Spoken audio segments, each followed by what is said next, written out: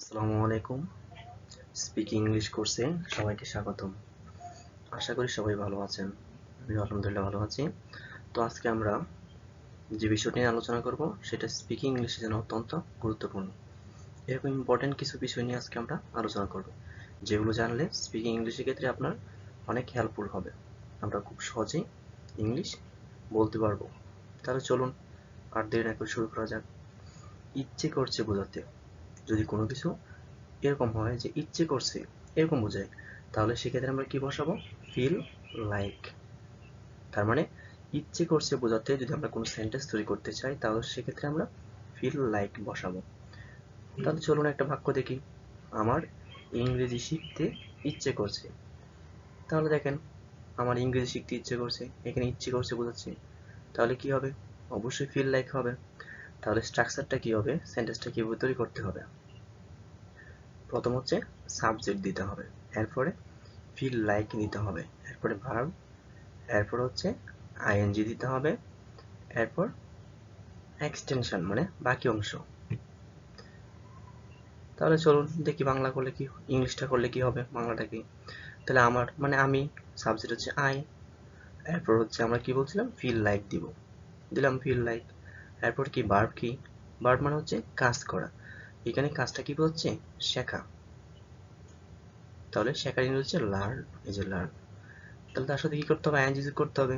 তাহলে লার্নের সাথে আইএনজি করলে কি হবে, লার্নিং।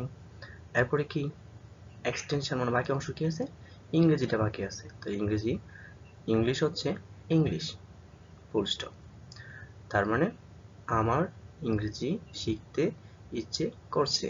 এখানে আমরা স্ট্রাকচারটা বলছিলাম, গঠনটা ছিল এরকম, প্রথম সাবজেক্ট, তাহলে এখানে সাবজেক্ট হচ্ছে আমার মানে আমি, দিলাম আই। এরপর হচ্ছে ইচ্ছে করছে বলতে ফিল লাইক হবে, দিলাম ফিল লাইক। এরপরে ভার্ব হচ্ছে এখানে শেখা, তার লার্ন হবে, দিলাম লার্ন। এরপরে ভার্বের সাথে আইএনজি যোগ করতে হয়, এই যে আইএনজি দিয়ে দিলাম। এরপর বাকি অংশ হচ্ছে ইংরেজিটা বাকি রয়েছে, তার ইংরেজির ইংলিশ হবে ইংলিশ। তার মানে I feel like learning English, আমার ইংরেজি শিখতে ইচ্ছে করছে।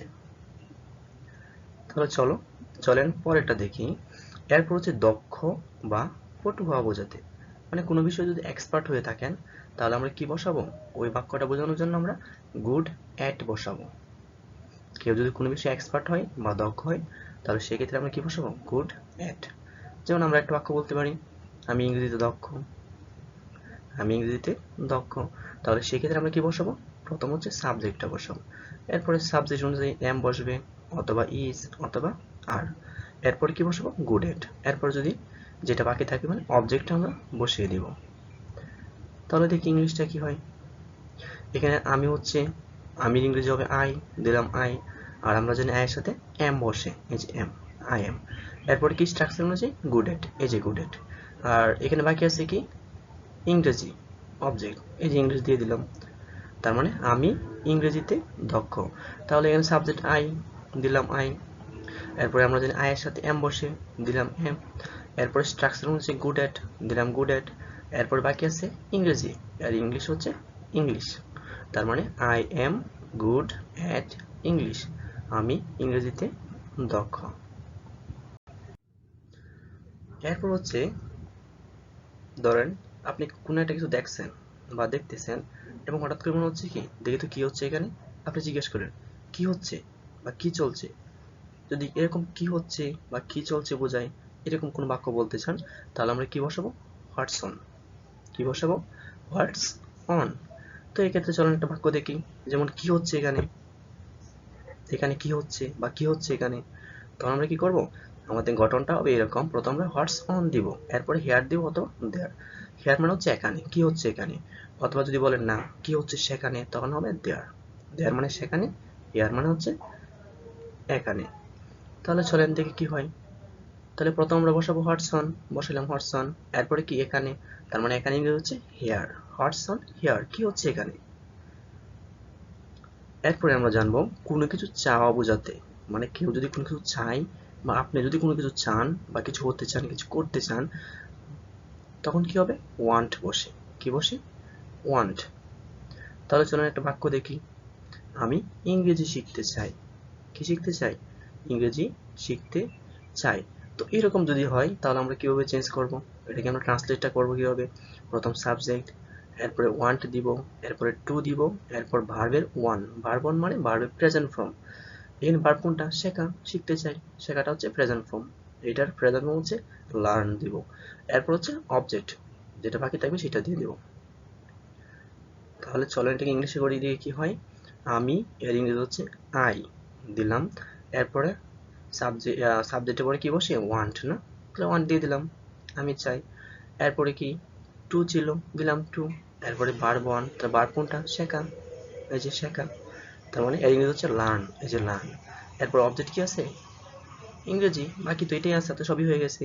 আমি ইংরেজি আই দিয়ে দিছি, ওয়ান্ট দিলাম, টু দিলাম, ইংরেজি শেখার ইংরেজি লার্ন দিলাম, এখন বাকি আছে শুধু ইংলিশটা, ইংরেজি, ইংলিশ।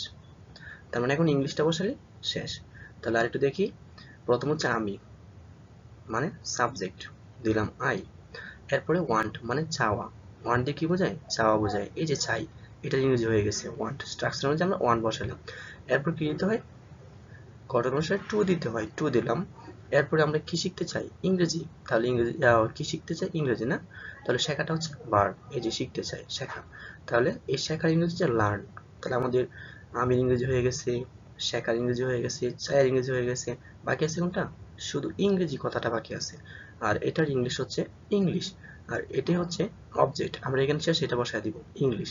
তার মানে I want to learn English, আমি ইংরেজি শিখতে চাই। এরপর হচ্ছে আমরা পরটা দেখব। ধরেন কেউ একজন আপনাকে জিজ্ঞেস করলো যে তুমি যে ইংরেজি শিখতে চাও লাভটা কি? কি লাভ? সে আপনাকে বললো এত পড়ালেখা করতেছো, এই করতেছো, সেই করতেছো, ইউটিউব দেখতেছো, তো ইংরেজি শিখে লাভ কি? সে আপনাকে জিজ্ঞেস করলো বলো তো ইংরেজি শিখে লাভ কি, ইংরেজি কি হবে? তখন আপনি কি বলবেন? তখন আপনি বলবেন লাভ কি ইংরেজি হবে হোয়াট গুড। লাভ কি বোঝাতে কি বসে? হোয়াট গুড বসে। তাহলে দেখি একটা বাক্য বানিয়ে ইংরেজি শিখে লাভ কি। আপনাকে একজন প্রশ্ন করলো তুমি যেহেতু ইংরেজি কথা বলো, বলো তো ইংরেজি শিখে লাভ কি, ইংরেজি কি হবে? তখন আমরা কি করব? তখন আমরা প্রথম দিব হোয়াট গুড।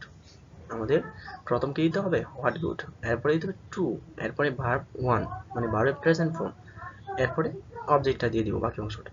আচ্ছা, তাহলে দেখি প্রথম হোয়াট গুড, এরপর হচ্ছে ট্রু, এরপর হচ্ছে ভার্বে ওয়ান, এখানে ভার্ব কোনটা? শেখা, লার্ন।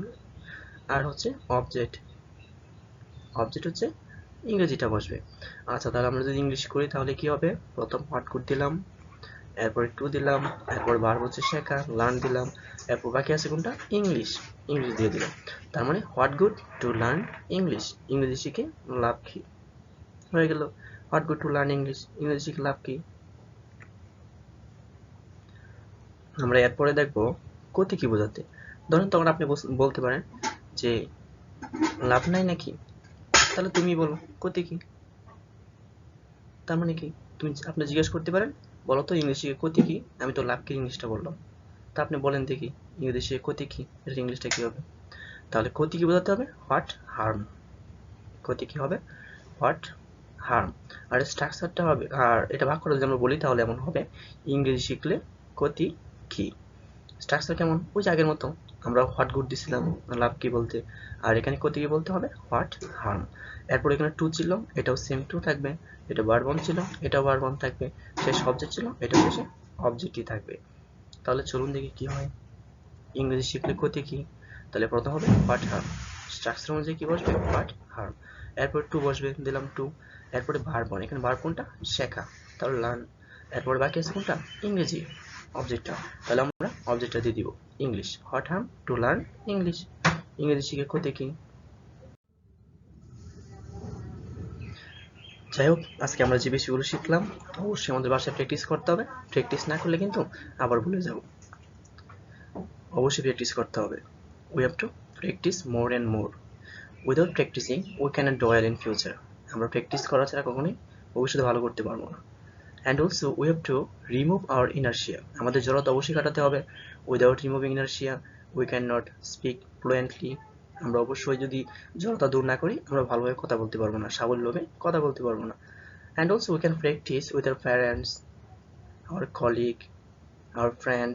আমরা বন্ধুদের সাথে, বাবা মার সাথে, অথবা আমাদের সহকর্মীর সাথে কথা বলতে পারি। যাই হোক না কেন প্র্যাকটিস কিন্তু অবশ্যই করতে হবে, লজ্জা পেলে হবে না। এখন লজ্জা পেলে পরে কিন্তু ভুগতে হবে, পরে শিখাই হবে না। তার চেয়ে বরং এখন জড়তা আসলেও যদি প্র্যাকটিস করেন তাহলে অবশ্যই জড়তা বেশি দিন থাকবে না, আস্তে আস্তে সব চলে যাবে। So practice makes a man perfect, প্র্যাকটিসের কোনো বিকল্প নেই। There is no alternative way of practising, practice করতে হবে। There is no shortcut way of practising, প্র্যাকটিসে কোনো শর্টকাট নেই। সব কিছু শর্টকাট আছে বাট প্র্যাকটিসে কোনো শর্টকাট নেই, প্র্যাকটিস করতেই হবে। আচ্ছা যাই হোক, stay with us to learn speaking English. আর ইংলিশ শেখার জন্য আমাদের সাথেই থাকুন। Please subscribe my YouTube channel and follow my Facebook page. Don't forget to like, comment and share. And thank you for watching. দেখার জন্য সবাইকে ধন্যবাদ। আসসালামু আলাইকুম।